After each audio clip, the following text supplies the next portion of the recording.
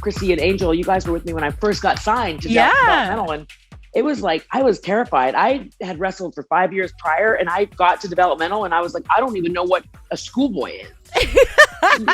The pressure cooker that is like the developmental system. And I think you've raised a really interesting point that I think I overlooked as not someone who is a generational wrestler.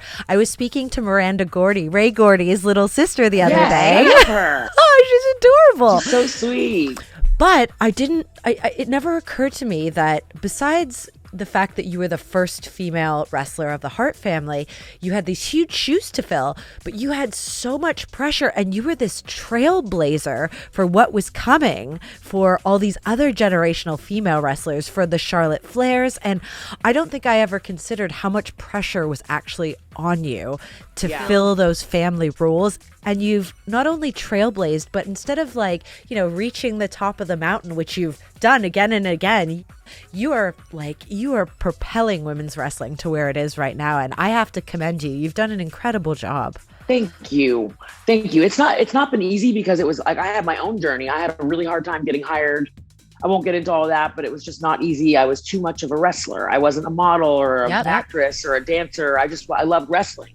Yeah. And then when you come from a family where your uncle is Bret Hart, and you have, Owen Hart, the British Bulldogs, your dad is Jim Neidhart, my grandfather, was Sue Hart. And it's like, you have all these huge expectations, and then you make it to WWE and everybody thinks that you have to be great. And I was just still kind of getting my feet, getting my bearings, learning who I was. Yeah. And I remember there were people that helped me kind of find my way, especially when I got to the main roster, but I always tried to pay that forward. Oh, it's beautiful. Yeah, Chavo Guerrero was somebody that really helped me a lot when I first got, because he was a generational kid. And how he helped me was how Bret and Owen helped The Rock.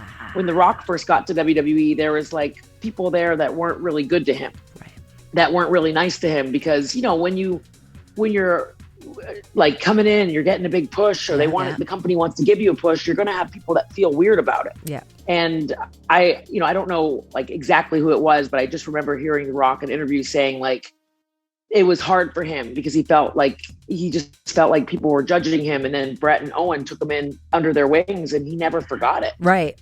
And it makes a huge difference. That's why for me, I'm glad that I can do that. And especially because I just think that it's so important, especially as women, to be able to go, I know on TV I play the role of a bad guy. Yeah. But for me, that's what I see, to get to the top of the mountain. For me, I'm, in WWE, I've won championships. I've done great things. I've made history. I've been a part of almost everything that you could be a part of there. Yeah. Now it's cool to be able to go down, like I said, back down to the bottom of the mountain and bring people up and go, this is what it feels like. Or even when we have ladder matches, this is how you carry a ladder. This is how you put the ladder in the ring. This is how you can fall safely off the ladder, because again, we got to protect each other. If we're all hurt, we don't have people to wrestle.